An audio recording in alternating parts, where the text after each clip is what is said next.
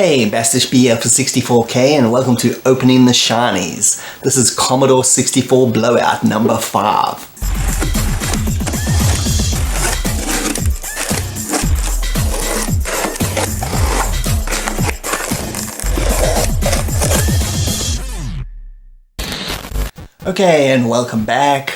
So as you can see, I got 3 boxes here. These are full of Commodore 64 games and miscellaneous Commodore 64 stuff. I think there's some magazines and stuff like that in here. I don't actually even remember what I ordered. These are what I call COVID packages. I got the first one just at the beginning of March or something. I ordered it. It took a while to get here, obviously. And then these other 2 I've got recently over the last month or 2, and I just waited for all 3 of them to get here so I can just do a massive blowout. I don't know how many games are in here. I don't remember a lot, so strap yourself in and we'll be starting with the small package first. Okay, so onto the first package. First up is a game called Tiger Road. This is based on a Capcom arcade game. This is quite a good arcade conversion. I never featured it in my top 20 Commodore 64 arcade conversion list because there was just too many good arcade conversions. And this one I feel is pretty good. It's a really underrated kind of Capcom arcade game. It's like a side scroller, you run along, you chop guys up with your big axe as a cassette. It's a pretty good conversion overall. I think it captures the arcade game quite well. And next is this triple pack. As you can see, it's got Super Sprint, Championship Sprint, and Super Hang-On. So these were all released by Electric Dreams. You can see the kind of Super Sprint games are based on arcade games. They were kind of like Super Off-Road, if you've ever played that, you can see. And then obviously Super Hang-On, that's based on the Sega arcade game. So Super Hang-On on the C64 is pretty bad, so that's the bad game on the list. But these other 2, Super Sprint and Championship Sprint, are really good. Definitely worth checking out. I think these ones come with the I think Championship Sprint had like a level editor. You can make your own courses if I remember correctly. So this sucker is a double cassetter. As you can see, it's got everything. Very nice condition, looks almost brand new. And next is a game called Star Paws. You might recognize it. It's one of the games that come default on the C64 Mini over there. It's like a kind of side-scroller action kind of game. It's made by Software Projects. They released the Jet Set Willy games on the C64, and this game was quite fun. I enjoyed it as a kid. It's got a really good Rob Hubbard soundtrack, if I remember correctly. It's super cool. This is obviously a cassette version. I like the fact that it's got this blue cassette. It looks really nice. Got the instructions and all that good stuff in there. Next we got a game by Ocean. This is Hunchback 2. Quasimodo's Revenge, and I don't particularly remember this game. I think the first level you like in the bell tower and you're running around through the like platform things and guys are shooting up at you. It's obviously different from the original Hunchback, and it's got a lot of different styles of gameplay. If I remember correctly, like I said, I haven't played this game since like the 80s and I've never revisited it, but I've got the other one, so I wanted to have Hunchback 2, so this is pretty cool. It's got the good old clamshell, comes with a little instruction there. It's got Daley Thompson, I guess that's an advert. Oh, this is just adverts. Check this thing out. Adverts for Ocean games. What have we got there? Decathlon, High Noon, Kong Strikes Back, and Hunchback. That's pretty cool. Instructions on the back. And yeah, this clamshell, this looks really good. This looks brand new as well. Really impressed with the quality of it. Next is a game that rated really high on my Racing Destruction list, top 10. This is Lead Storm. It's also based on a Capcom arcade game. This game is super cool. It is extremely difficult, but I really like it. You can see it got a zap sizzler there at the back. It's like a top-down racing game. You can blast stuff and jump over things and all that kind of stuff. Real arcade style. It's a good Capcom game that is like kind of overlooked again. Cassette version, obviously, right there. Lead Storm. It's got a whole bunch of instruction stuff in here. What that is. Capcom Passport. Not sure what this is. Let's check this out. Oh, it looks like some sort of a prize thing you could enter. Anyway, pretty cool. This game also has a really good pumping soundtrack, so definitely check it out. Next is a compilation. This one is called Star Games 2. I've got Star Games 1. So this one has a whole bunch of games. What we got here is Highway Encounter, Night Games, Trailblazer, Avenger, Ballblazer, and the Eidolon. I think that's how you say it. So the last two are Lucasfilm games, when they were known as Lucasfilm. And the rest are, those two are Gremlin Graphics, that's English Software. I'm not sure who did Highway Encounter, I don't remember, but it's a mixture of different companies all coming together. So it's released by Gremlin. This is pretty like diverse mix of games. I want to cover these in more of my compilation nations. I've got a lot of these as individuals. I've got Night Games, Avenger, and the Eidolon. I think, yeah, the other ones I don't have as singles. And next is the Commodore 64's answer to the Nintendo's Super Punch-Out or Punch-Out. This is Frank Bruno's Boxing. It's a total rip-off of the game, as you can see. This was released by Elite. If you don't know, Frank Bruno was a British boxer back in the day, 80s I guess. Here's the cassette. This game's got all weird characters, all those wacky characters. The Canadian Crusher, how appropriate. And I'm sure that it's like super racist of all of them, just like Fight Night. But that's how they were made. That's just the 80s, I guess. This game's pretty fun. It's definitely flawed. It's not as good as Nintendo's Punch-Out, but it's a good bit of fun. I've always wanted to get it. Next is a couple of budget games. The first one up here is Phantom of Asteroids. This is by Mastertronic. This is a pretty fun, like, kind of side-scrolling game. You run along, and I think you had a jetpack, you fly around and shoot up aliens and stuff. It's not the best game ever made, but it's still quite fun. It's pretty good for a budget game. It has a pretty good soundtrack as well. I believe it was Rob Hubbard. That's the cassette. Good old Mastertronic. This is called Suicide Express. If you've ever played the game Loco, it's kind of like that, but this is just even more manic than that game. This is a Anthony Crowther game, and yeah, it's pretty good. Released by Gremlin Graphics. It's got a good soundtrack again. Here's the cassette. It's like it has a side-scrolling view. You're on a train, and then it has a top view. The screen is split in half. You can see it from the top and the side. See where the enemies are coming from, front and back. It's pretty manic. It gets super crazy after a while. Definitely worth checking out also. The next two were cassettes that came with magazines, and they were like demo things, so they came with some of the magazines that I ordered, I guess. Anyway, let's just have a look here. This is a good old power pack. If you collected UK magazines in the late 80s and 90s, you would definitely recognize this. It has a bunch of games here. Complete games, Sunstar and Shockwave Rider. It's pretty cool. It's got some demos for Warlock and some other stuff, I guess. No, that's everything.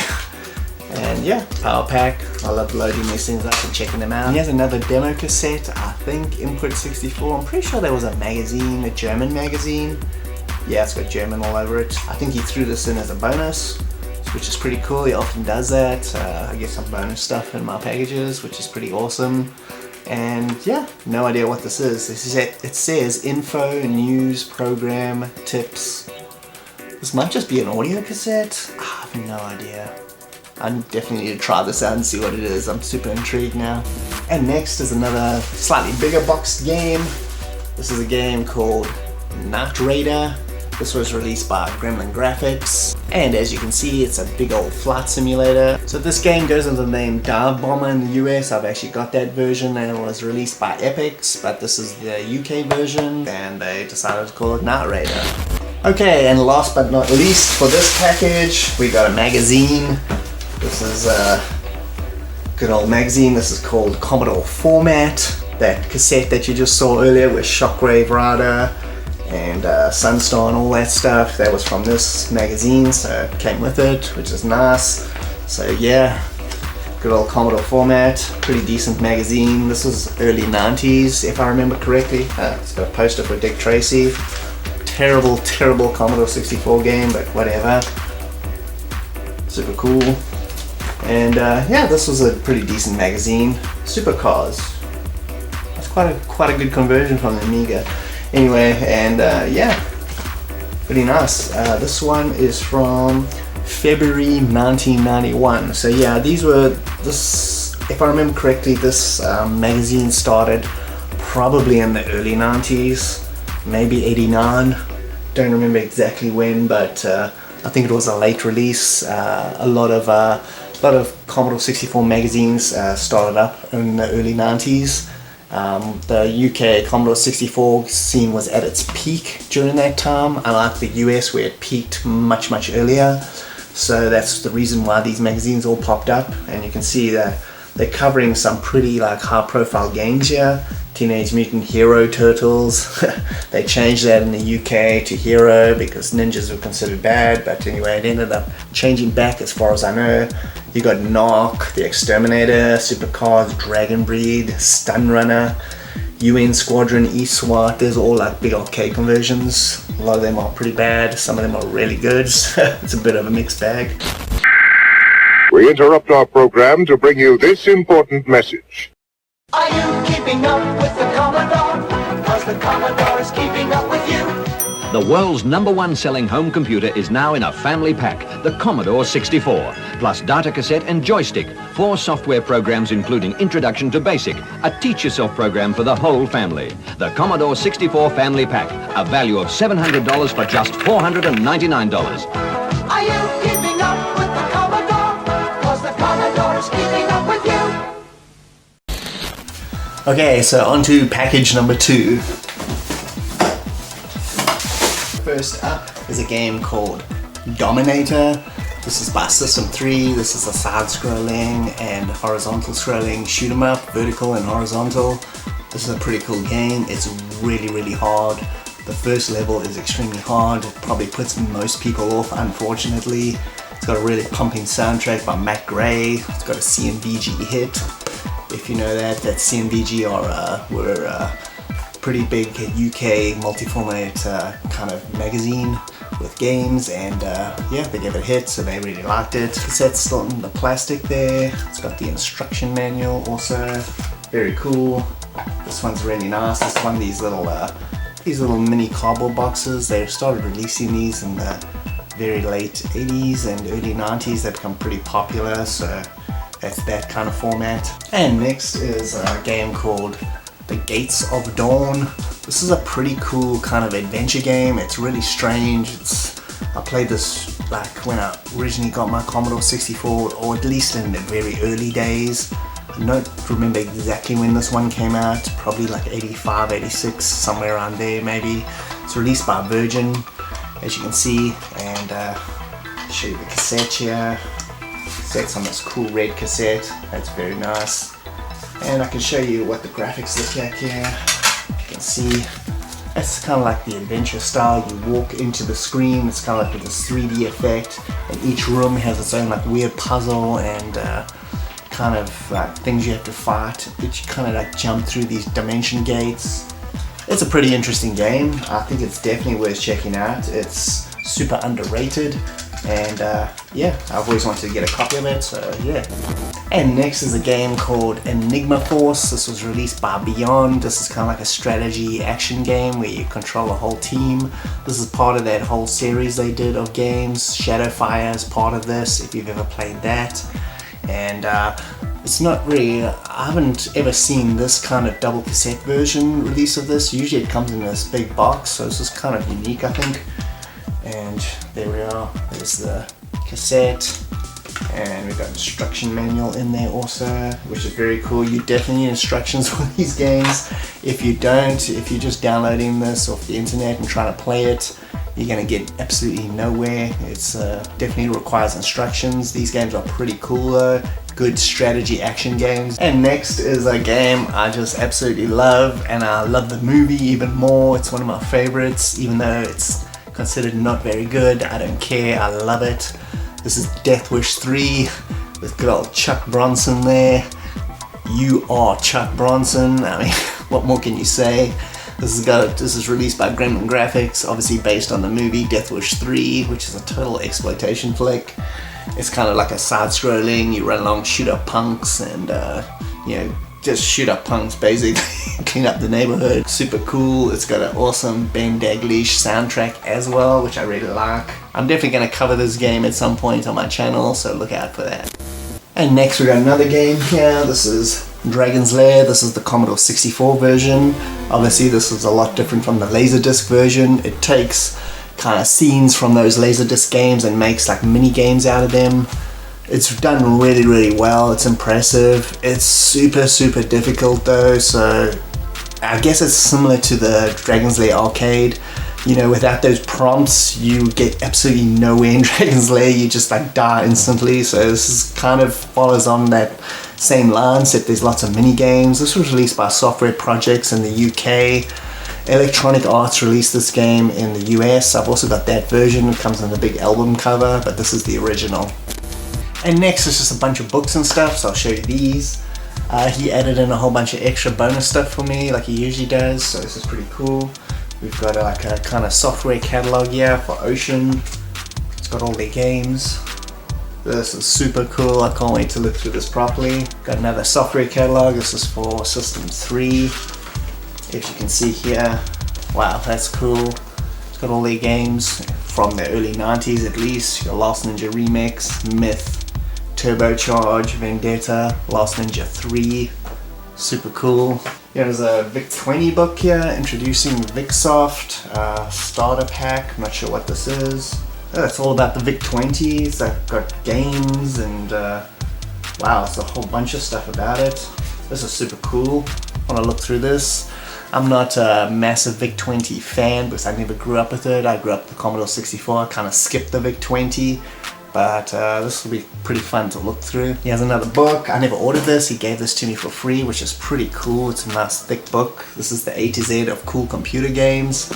And I took a brief look at this online, and it's kind of goes through like video game history, and it jumps between genres and highlights specific games.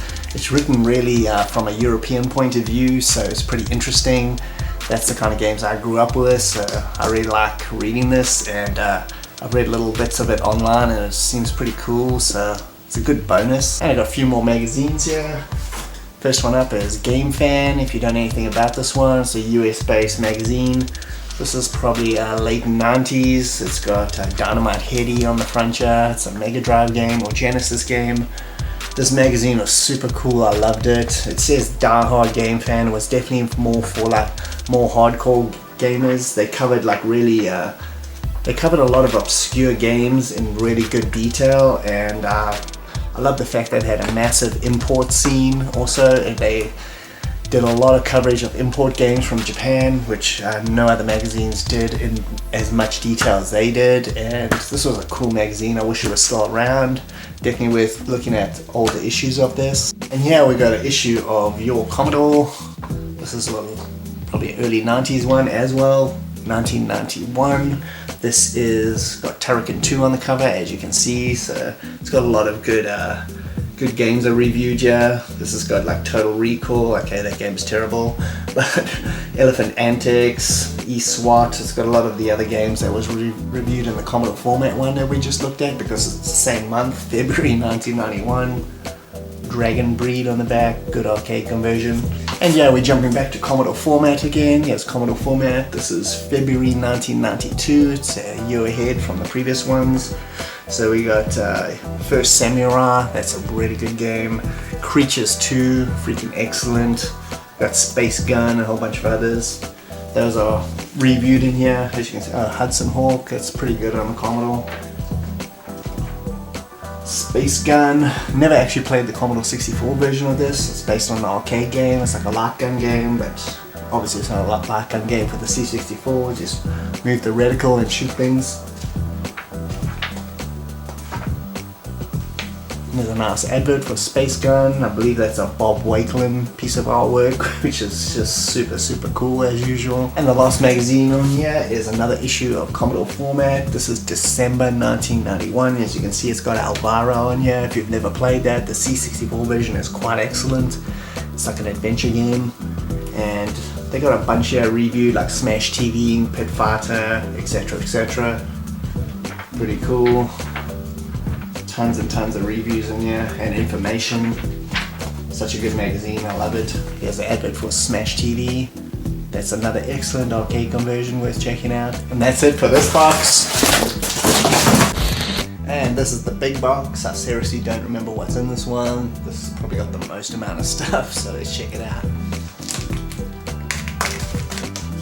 Okay, so first up is the New Zealand Story. This is another good arcade conversion. The Commodore is known for a lot of arcade conversions. That was kind of the staple of 80s kind of microcomputer gaming and console gaming, to be honest. So this is a good conversion of the arcade game. I thought it was quite well done. This is obviously made by Taito, the originals. This one was released by Ocean on the C64. Let's see what we got here. Gold cassette. Got the instruction manual in here as well. After getting the first one, I had to get the second one. This is Dragon's Lair 2, Escape from Sing's Castle. Again, this one was released by Software Projects. I'm not sure if they released this one in the US by Electronic Arts. I've never come across a version of it. This game again is super difficult. The first level alone will probably put you off, but if you make it past that, you've got a good game ahead of you. Going down the rapids, and that first part is super hard. Anyway, Dragon's Lair 2. And we've got another Anthony Crowther game here. This is Locos.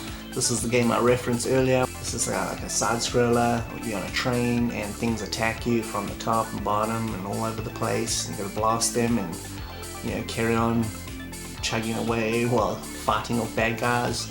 It's a pretty weird game. It's got a good soundtrack. Released by Alligator. They're a UK company. Released a lot of pretty strange games.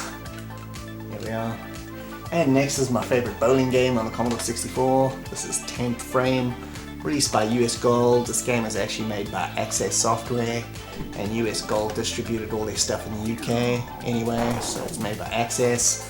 Very cool game, if you can see that. It's just a bowling game. I know it sounds like generic, but it's done really well, and there's really not a lot of good bowling games on the C64. The only one I can think of that's good besides this is like one of the mini games in indoor sports. And yeah, we got a really early microprose flight simulator. This is MiG Alley Ace. As you can see, the graphics are pretty simplistic. This was really early 80s, probably 83, 84, somewhere around there that this game came out, and was released by US Gold in the UK. They released a lot of big American companies' games in the UK under that label. So here we are, MiG Alley Ace, cassette version. As you can see, it says Microprose Software there. Got the instruction manual, all that good stuff. Nice advert for a whole bunch of their games in there. Solo Flight, F-15 Strike Eagle, Spitfire Ace, and NATO Commando. Those are very early Microprose games. And here's the companion piece to MiG Alley Ace. This is Spitfire Ace, also by Microprose. As you can see, same sort of graphic style. It's like slightly updated. If I remember correctly, I played both of these around the same time, so they kind of like just mash into one game for me. I want to like play both of them again to see what they're like. In the back you've got adverts for F-15 Strike Eagle, NATO Commando, and Solar Flight again. So there we are, cassette version, Spitfire Ace. Obviously Spitfire based on the World War II British fighter plane. And the third part of the Microprose collection here. This is Solo Flight, clamshell version. Again, US Gold released it. It's flying a regular plane, taking it off, flying to a different location, landing it. It sounds super mundane, but it was super cool when I originally played it. It was just something like you'd never played before. It's really detailed and good graphics and that, especially considering how early this game was. It's definitely worth checking out if you're a flight simulator fan. And next is one of these manic multi-event sports games, which I just totally love. This is Decathlon by Activision. I can't believe I don't have an original version of this game. I've played it like a million times back in the day. I originally played this game at my cousin's house on the ZX Spectrum, and then I got the Commodore version. Obviously it looks way better, and I believe this was made by David Crane. Oh yeah, David Crane there. He did Little Computer People and Ghostbusters for Activision, so he made some cool stuff. Here we are. Decathlon. This is one of these games that I would consider a joystick breaker, so if you're going to play it, be warned. Rygar. This is obviously based on the arcade game by Tecmo. This is pretty cool. People either hate this game or like it. I'm talking about the Commodore 64 version. I thought it was pretty decent. It's not the best arcade conversion, but you know, it captures the fast-paced nature of the game. It plays pretty well. It's pretty unforgiving. It's pretty brutal. But it's quite fun. It's a decent conversion. It sits somewhere there in the middle. And if you don't know, it's like a kind of side-scrolling game. You run along and you chop guys up with this big blade thing. There was an updated version that came out on the Wii, I think, Rygar, and it was like an adventure game with his big disc thing that he shoots around and kills people with, and you can check that one out as well. And he has another game which people either love or hate. I know it's got a lot of issues, but I still think it's pretty good. This is Fist 2 by Melbourne House. It's obviously the sequel to Way of the Exploding Fist. It has two different modes in this game. If you can look over here, it's got like a versus fighting game style. It's also got this adventure quest mode. So the versus fighting game style is definitely nowhere near as good as Exploding Fist, the Way of the Exploding Fist, the original, because they put in this weird kind of energy bar system and it makes the matches go on for way too long. I really didn't like it, the versus part. But the quest mode in this is super cool. It's filled with bugs and issues and all kinds of things, but going on this cool adventure and having the fighting play out like Exploding Fist, pretty damn good. Definitely worth checking out. So there we are. This is Strata 2, so by Capcom, sort of. So this, as far as I know, is not based on an arcade game. This is one of these weird kind of 8-bit computer sequels to an arcade game that Capcom kind of allowed the UK companies to make. So this game's okay, it's not too bad. I just really like the artwork, to be honest. I just like the cover. I've played this probably once, so I don't really remember exactly what it was like. I remember it definitely has issues. It's not the greatest, got the instructions there. But, you know, it's one of those games I wanted to revisit, and it was super cheap, so I was like, what the hell. Next we got a bit of a change of pace. This is an Amiga game. This is called Epic. It's by Ocean. So this game was, this game's kind of like Elite, if you've ever played that big old space trading game. And this game tried to like outdo it. It didn't manage to do that as far as I remember. But it's a pretty unique game anyway. It's worth checking out. It's got issues as usual. Let's see what's in here. We got the discs and the massive instruction manual. Not sure about this box art. It kind of looks like Bob Wakelin. I'm not sure. I can't see his name anywhere, but there's a lot of logos. He usually writes it on the corners. So this might be a Bob Wakelin, if anybody knows. It looks pretty good though. I really like it. And yeah, I'm gonna give this a go. I'm busy setting up my Amiga again. I'm gonna be capturing real footage from it for future videos, so give this one a go as well. Okay, let's see what else this mystery box has. And we have the Supreme Challenge pack here. This is another pack which I'm gonna be using in future episodes of Compilation Nation. This is a pretty cool one. This one has a lot of very unique games. It has the Sentinel, it has Star Glider, Elite, Ace 2, and Tetris. Tetris is kind of like the odd one out here, although the Sentinel is also pretty bizarre. But there they all are. Most of these games are actually really good. Actually, they're all good. I wouldn't say there's any bad games here. They're all really, I guess it's called Supreme Challenge. These are pretty difficult games, big difficult games, and they definitely require a lot of time to get into, all of them, besides Tetris. And next we have, we got Coin Op Hits. This is another pack. This one is CNVG presents Coin Op Hits. This is again that magazine I talked about earlier, computer and video games. These are games that they considered were good, I guess. It's a bit questionable, but whatever. Maybe it was good in certain systems. Outrun is pretty dodgy on the Commodore 64, and these other ones, I like these other ones. You know, I like Thunderblade, Road Blaster, Spy Hunter, and Bionic Commando. Certain people don't like certain ones of those either. That's whatever you like, is whatever you like. Anyway, it's a pretty cool pack, and I think we're down to one more video game. And yeah, this isn't really a video game though. This is called the Graphic Adventure Creator. So you can create your own graphic text adventure games with this.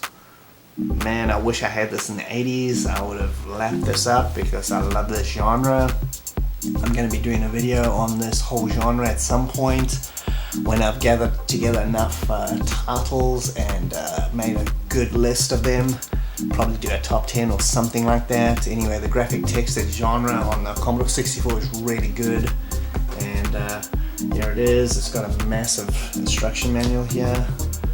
Oh, super cool. Like I said, I wish I had this back in the day. I would have definitely made my own stuff, but I'm definitely going to be checking this out. And I'm sure as Commodore 64 collectors, you guys have got a lot of boxes that are kind of cracked or broken, and certain like kind of box formats that the Commodore games came in, you just can't get replacements for them, but you can get some replacements for the kind of double cassette ones. Anyway, these guys have them, as you can see here. These are nice brand new kind of double cassette ones. I've got a whole load of them I ordered. As you can see, I'm going to replace all the ones I currently have that are cracked or broken with hinges. There's another whole pack. I've got like 12 or something here. So I'm going to replace all my cracked and broken ones and make them look brand new again, which is something I've been wanting to do for ages. And now we're down to the final items. I think these are a bunch of books or magazines. And yeah, that's done. So let's check this out. Okay, so first up we've got, this is an issue of Retro Gamer. This is one I'm actually missing from my collection. There were a few when I got a new subscription. There was a month or two lag there and I missed a few issues. Great magazine, I love it. This is covering, it's got the Star Wars X-Wing stuff, which I absolutely love. This is another issue of Game Fan. Like I said earlier, it's a really excellent kind of more hardcore version of a magazine. This is dedicated to console stuff. They covered a lot of Saturn stuff, especially import stuff, which I really liked. This one,